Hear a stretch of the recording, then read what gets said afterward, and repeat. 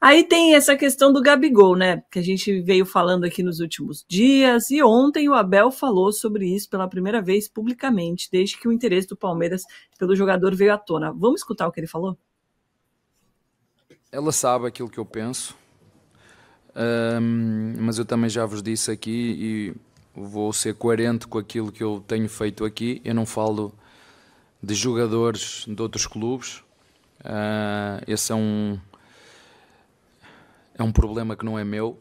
Esse não é um problema que não é meu. Eu, como te disse, estou muito contente com os que nós temos aqui. Não conto receber mais reforços. Um jogador de futebol é muito mais do que aquilo que nós vemos dentro das quatro linhas. E pronto, não me vou alongar muito mais do que isso, dizendo só que não é nosso jogador, não vou falar desse jogador. A única coisa que te vou dizer é que conto com os três que tenho aqui, o Luigi, o Rony e o Lopes. Falou e não disse muito, né, PVC? Mas a Leila sabe o que ele pensa. Eu acho, PVC.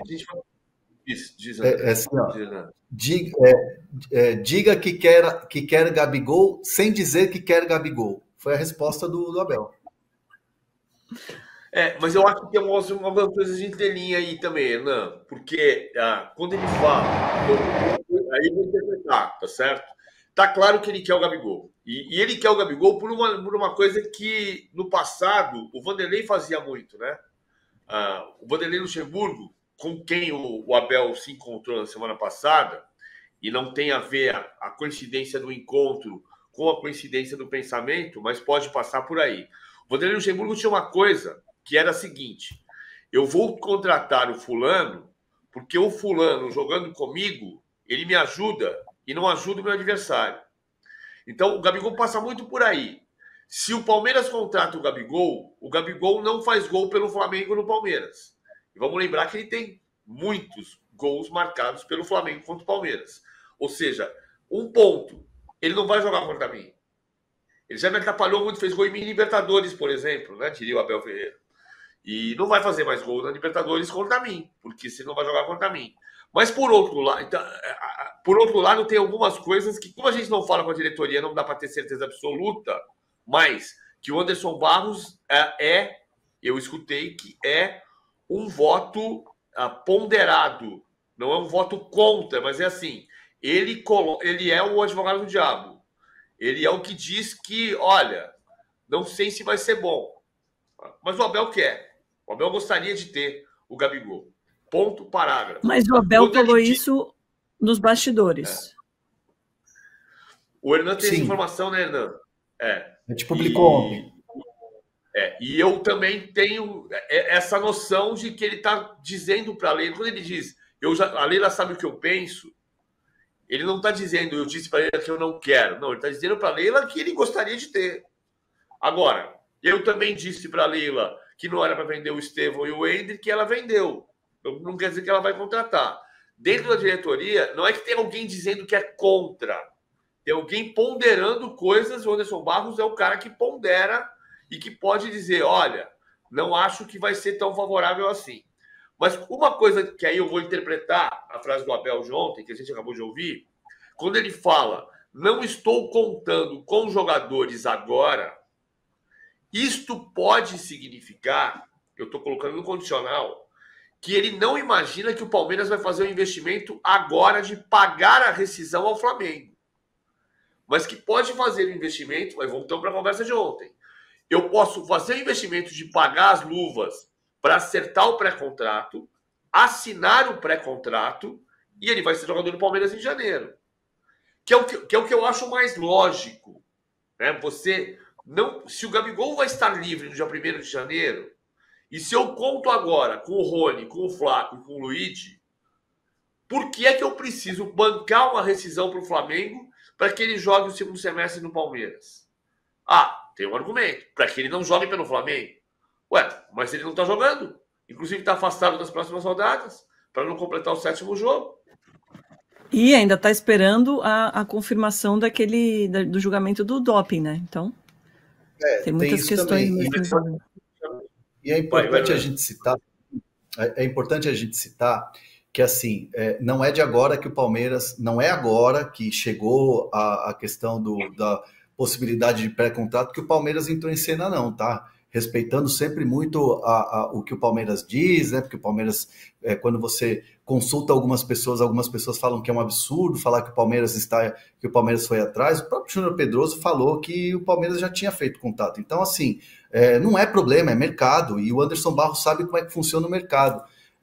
Então, às vezes eu sinto que o Palmeiras fica muito naquela posição de que, olha, fazemos tudo correto aqui, como foi na história do Caio Paulista.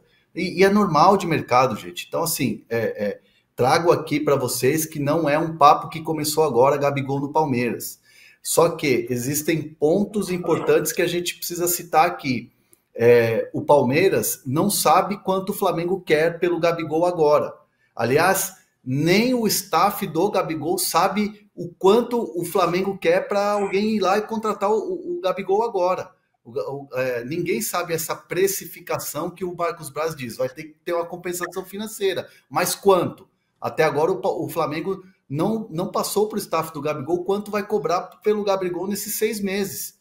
Né? O Flamengo quer essa compensação financeira. O Palmeiras não sabe quanto iria pagar para tirar o jogador agora. Cogita fazer isso? Cogita, mas não sabe qual é o preço. Então, essa entrelinha que o Abel Ferreira deixa na entrevista coletiva é aquela coisa o que é mais fácil? Garantir o jogador e ter ele para o Mundial, já que você tem um time, e aí ele cita Luigi, Flaco Lopes e Rony. E ele elogia muito o Rony e elogia muito o Flaco Lopes, que ontem fez uma partida de Rony, de voltar para marcar, aquela coisa toda, e está se entregando taticamente também o Flaco Lopes. Então, o Abel, ele é muito inteligente, e ele é um cara que não solta a mão de ninguém. Não soltou a mão do Gabigol ontem, não soltou a mão dos seus jogadores, e deixou a batata assando lá para a diretoria. E a análise é essa, fazer o investimento agora, mas quanto, ou garantir, de repente, o Gabigol lá no final do contrato dele, de graça, e já fazer ele assinar esse pré-contrato agora. Esse é o dilema que existe hoje na diretoria do Palmeiras, né, PVC? Então, mas vou só fazer uma conta aqui que não é uma conta precisa, tá? Vou fazer uma conta de chegada. A multa de rescisão do Gabigol, estou falando por ler, não por apurar, por conversar com o Flamengo, mas a multa de rescisão, pelo que está sendo publicado, do Gabigol para clubes brasileiros, é de 500 milhões de reais aproximadamente. Claro que ninguém vai cobrar 500 milhões de reais. Vamos fazer o que eu estou falando, que é uma conta de chegada. Se você tem uma multa de 500 milhões de reais por um contrato de 5 anos, quanto é que valem 6 meses? Bom, 6 meses, nessa conta, vale 50 milhões de reais. O Flamengo pode dizer, eu libero se você pagar 50 milhões de reais, que é o tempo de contrato que resta. O Palmeiras não vai pagar 50 milhões de reais. Não vai. O Flamengo talvez não cobre 50 milhões de reais, né? Porque você sabe que daqui a 6 meses ele vai sair de graça. Quanto cobra, então? 25? Não vai pagar. 10 milhões de reais? 10 milhões de reais. Eu pego esses 10 milhões de reais e diluo no contrato do Gabigol, é mais 1 milhão de... Transforma em 12, vai. 12 milhões de reais. É mais 1 milhão de reais por mês. Em um ano. Então, assim, pode fazer sentido você querer ter um jogador já? Pode fazer sentido na cabeça de alguém. Claro que pode. Na minha não faz sentido. Você pega esse dinheiro e dá para o gol. Tem, ainda sobre isso, tem uns comentários interessantes aqui, do Vitor Dalbó de Pierre, do Marcos Abraão e do Luiz Tadeu Batista, falando que quando o Abel disse que um jogador é mais do que as 4 linhas, ele quer falar sobre o fora de campo do Gabigol, que é complicado, e seria um recado contra a chegada do Gabigol. É uma análise também. É uma análise também. Agora, não quer dizer que ele não vai conseguir lidar com isso. Né? Porque ele pode ter a confiança de que ele consegue lidar com o extra-campo do Gabigol. Até porque o extra-campo do Gabigol, eu acho que é importante sempre colocar em foco que o Gabigol não está jogando bem, mas por que ele não está jogando bem. A história dele começar a jogar mal passa por uma lesão. Ele jogou o ano passado com lesão. Ele tinha um problema crônico na coxa. Isso tirou força, tirou potência. O futebol do Gabigol é potência e velocidade.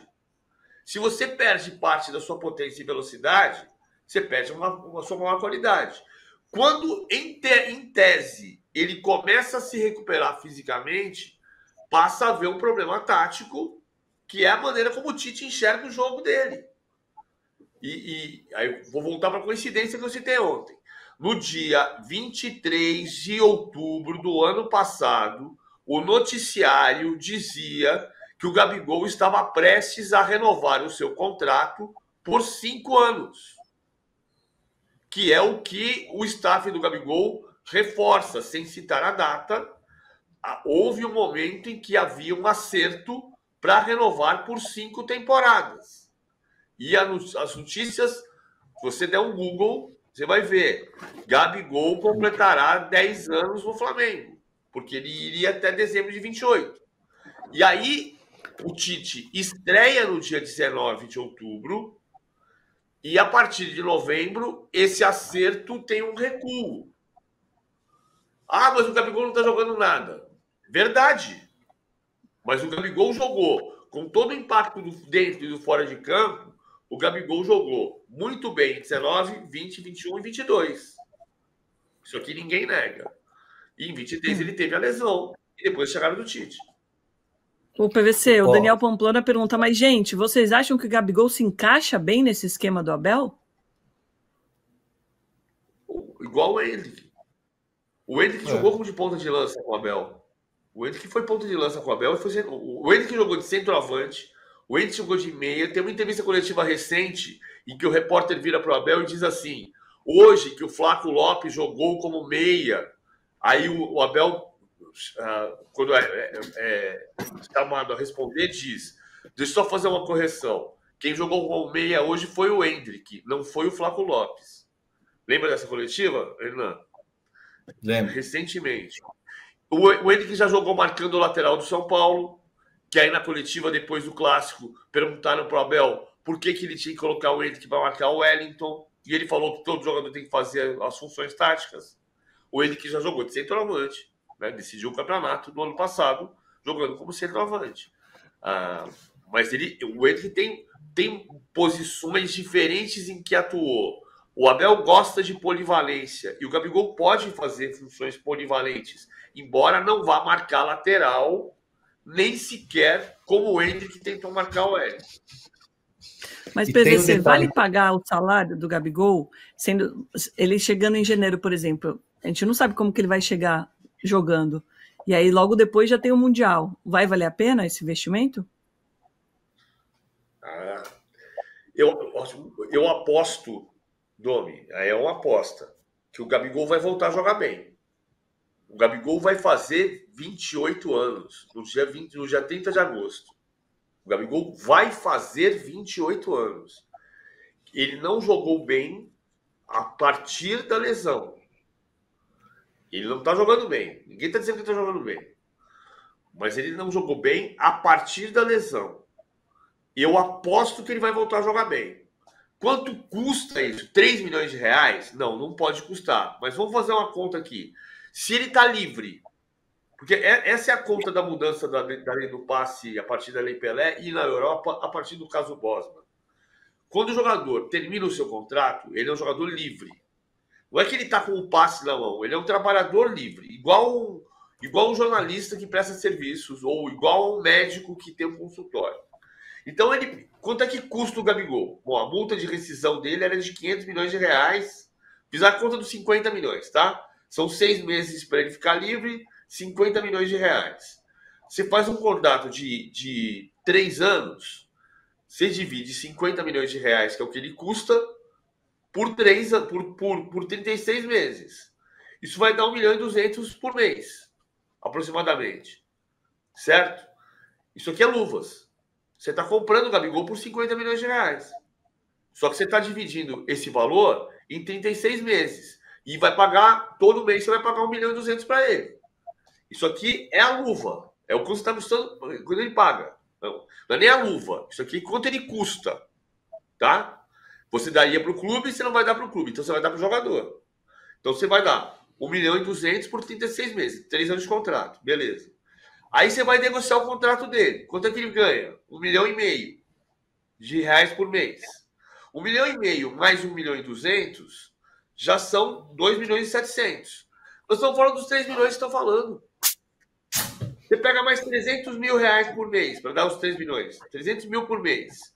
Vezes 36 meses, são 4.900.000 só as luvas. Então, você dividir o salário dele, quanto ele custa para contratar, e as luvas, deu 3 milhões de reais. É irreal isso aqui? Se você for contratar o Gabigol no mercado, você vai pagar 10 milhões de reais, 20 milhões de reais, 500 milhões de reais, não era multa de rescisão?